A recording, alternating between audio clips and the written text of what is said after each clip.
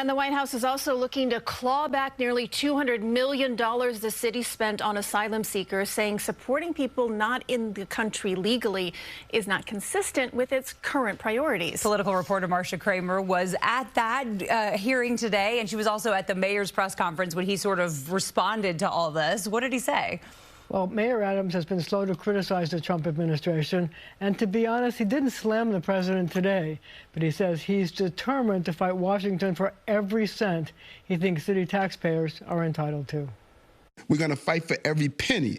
No matter what it is, this should not be carried on the backs of taxpayers. Mayor Adams going toe-to-toe with the Trump administration after the city got a letter from FEMA announcing its decision to terminate 3 shelter-and-service grants that the city used to house some of the 234,000 asylum seekers who came here during the past 3 years. The letter said that FEMA wanted the money back because, quote, these individuals receiving these services often have no legal status and are in the United States unlawfully.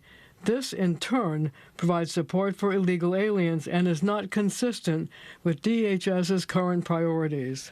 The mayor, who had previously sued the Trump administration to get $80 million back, made it clear that there is a difference between his strident criticism of the Biden administration's immigration policies and his fight to make sure city taxpayers aren't left on the hook for money already spent.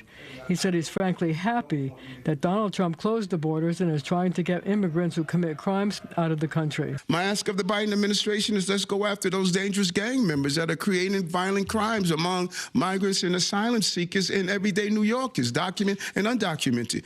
They didn't want to do that. This administration is doing that. Hats off to the Homeland Security Secretary. We say hooray to that. The mayor's actions coming as Governor Hochul slammed the Trump administration for imposing cuts totaling $325 million for resiliency projects after the state was hit with several damaging hurricanes. She said communities will be left vulnerable to future storms. As I've said all along, no state in the nation can backfill the massive cuts being proposed in Washington, and it's critical New Yorkers stand united to call out the damage this will cause, the governor said. Now, communities stripped of funds to ward off damaging floods are Central Harlem, East Elmhurst, the Casino Corridor in Queens, the South Street Seaport, Corona, Hunts Point, and stormwater protection projects for several NYCHA complexes.